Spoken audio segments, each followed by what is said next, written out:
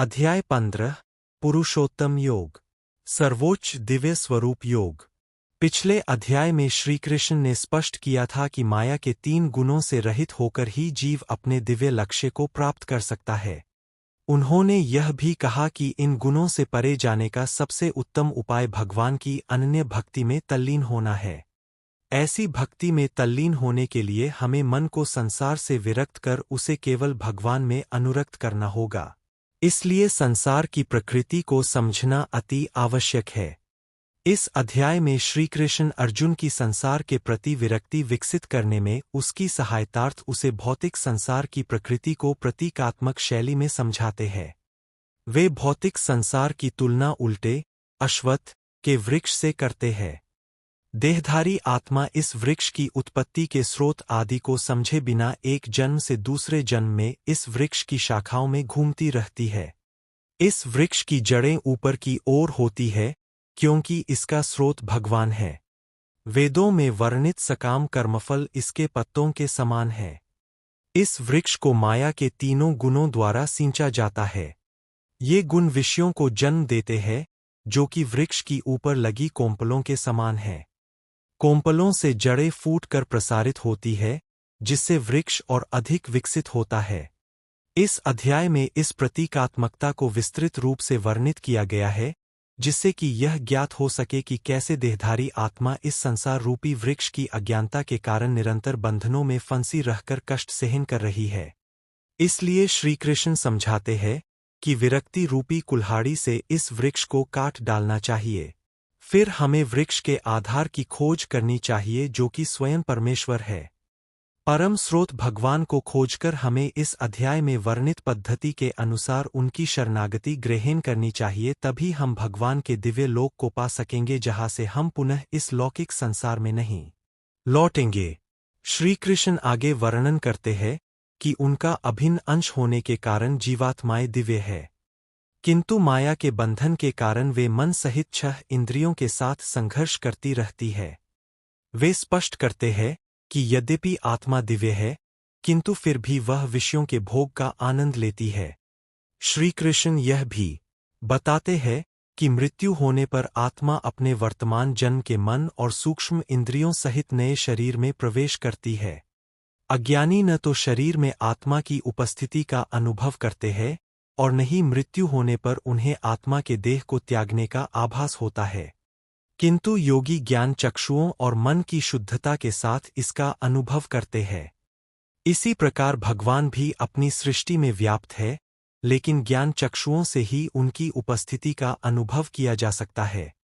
यहाँ श्री कृष्ण प्रकट करते हैं कि संसार में भगवान के अस्तित्व को और उनकी अनंत महिमा को जो सर्वत्र प्रकाशित है कैसे जान सकते हैं। इस अध्याय का समापन अक्षर पुरुषोत्तम शब्दों की व्याख्या के साथ होता है। क्षर भौतिक जगत की नश्वर वस्तुएं हैं। अक्षर भगवान के लोक में निवास करने वाली मुक्त आत्माएं हैं। पुरुषोत्तम का अर्थ परमात्मा है जो संसार का नियामक और निर्वाहक है। वह विनाशी और अविनाशी पदार्थों से परे है। हमें अपना सर्वस्व उस पर न्योछावर करते हुए उसकी आराधना करनी चाहिए। श्लोक 1 पुरुषोत्तम भगवान ने कहा, संसार रूपी अश्वत्थ वृक्ष की जड़ें ऊपर की ओर तथा इसकी शाखाएं नीचे की ओर होती है। इसके पत्ते वैदिक मंत्र है और जो इस वृक्ष के रहस्य को जान लेता है उसे वेदों का ज्ञाता कहते हैं। श्लोक 2 इस वृक्ष की शाखाएं ऊपर तथा नीचे की ओर फैली हुई है जी त्रिगुणों द्वारा पोषित होती है। इंद्रियों के विषय कोंपलों के समान है। जो वृक्ष की जड़ें नीचे की ओर भी फली होती है जो मानव को कर्म से बांधती है। श्लोक 3 से 4 इस संसार में इस वृक्ष के वास्तविक स्वरूप का बोध नहीं हो सकता और न ही इसके आदि अंत और अस्तित्व को जाना जा सकता है। अतः इस गहन जड़ों वाले अश्वत्थ वृक्ष को विरक्ति रूपी शस्त्र से काट देना चाहिए, तभी कोई इसके आधार को जान सकता है। वह आधार परम प्रभु है जिनसे ब्रह्मांड का अनादिकाल से प्रवाह हुआ है और उनकी शरण ग्रहण करने पर फिर कोई इस संसार में लौट कर नहीं आता। श्लोक 5 वे जो अभिमान और मोह से मुक्त रहते हैं एवं जिन्होंने आसक्ति पर विजय पाली है जो निरंतर अपनी आत्मा और भगवान में लीन रहते हैं, जो इंद्रिय भोग की कामना से मुक्त रहते हैं और सुख दुख के द्वंद्वों से परे है, ऐसे मुक्त जीव मेरा नित्यधमी प्राप्त करते हैं। श्लोक 6। न तो सूर्य, न ही चंद्रमा और न ही अग्नि मेरे सर्वोच्च लोक को प्रकाशित कर सकते हैं। वहां जाकर फिर कोई पुनः इस भौतिक संसार में लौटकर नहीं आता। श्लोक 7। इस जीवलोक की आत्माएं मेरा शाश्वत अंश है, लेकिन माया के बंधन के कारण वे मन सहित 6 इंद्रियों के साथ संघर्षरत करती है। श्लोक 8। जिस प्रकार से वायु सुगंध को एक स्थान से दूसरे स्थान पर ले जाती है, उसी प्रकार से आत्मा जब पुराने शरीर का त्याग करती है और नए शरीर में प्रवेश करती है, उस समय वह अपने साथ मन और इंद्रियों को भी ले जाती है। श्लोक 9। कान, आँख, त्वचा, जिह्वा और नासिका के समूह मन को अधिष्ठित कर देहधारी आत्मा इंद्रिय विषयों का भोग करती है। श्लोक 10।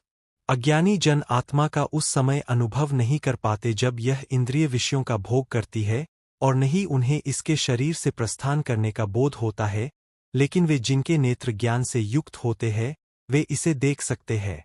श्लोक 11।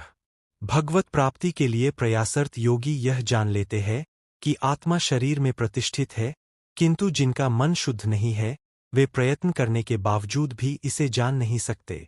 श्लोक 12। यह जान लो कि मैं सूर्य के तेज के समान हूं जो पूरे ब्रह्मांड को प्रकाशित करता है। सूर्य का तेज और अग्नि की दीप्ति मुझसे ही उत्पन्न होती है। श्लोक 13। पृथ्वी पर व्याप्त होकर मैं सभी जीवों को अपनी शक्ति द्वारा पोषित करता हूं। चंद्रमा के रूप में मैं सभी पेड़ पौधों और वनस्पतियों को जीवन रस प्रदान करता हूं। श्लोक 14। मैं सभी जीवों के उदर में जठराग्नि के रूप में रहता हूं। श्वास और प्रश्वास के संयोजन से 4 प्रकार के भोजन को मिलाता और पचाता हूं। श्लोक 15। मैं समस्त जीवों के हृदय में निवास करता हूं और मुझसे ही स्मृति, ज्ञान और विस्मृति होती है। केवल मैं ही सभी वेदों द्वारा जानने योग्य हूं। मैं वेदांत का रचिता और वेदों का अर्थ जानने वाला हूं। श्लोक 16। सृष्टि में 2 प्रकार के जीव हैं, अक्षर और अक्षर। भौतिक जगत के सभी जीव नश्वर है और मुक्त जीव अविनाशी है।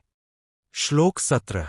इनके अतिरिक्त एक परम सर्वोच्च रास्ता है, जो अक्षय परमात्मा है। वह तीनों लोकों में नियंता के रूप में प्रविष्ट होता है और सभी जीवों का पालन पोषण करता है। श्लोक 18। मैं नश्वर सांसारिक पदार्थों और यहाँ तक कि अविनाशी आत्मा से भी परे हूँ, इसलिए मैं वेदों और स्मृतियों दोनों में ही दिव्य परम पुरुष के रूप में विख्यात हूँ। श्लोक 19। वे जो संशय रहित होकर मुझे पुरुषोत्तम के रूप में जानते हैं, वास्तव में वे पूर्ण ज्ञान से युक्त है। हे अर्जुन, वे पूर्ण रूप से मेरी भक्ति में तल्लीन रहते हैं। श्लोक 20। हे निष्पाप अर्जुन, मैंने तुम्हें वैदिक ग्रंथों का अति गुह्य सिद्धांत समझाया है। इसे समझकर मनुष्य प्रबुद्ध हो जाता है और अपने प्रयासों में परिपूर्ण हो जाता है।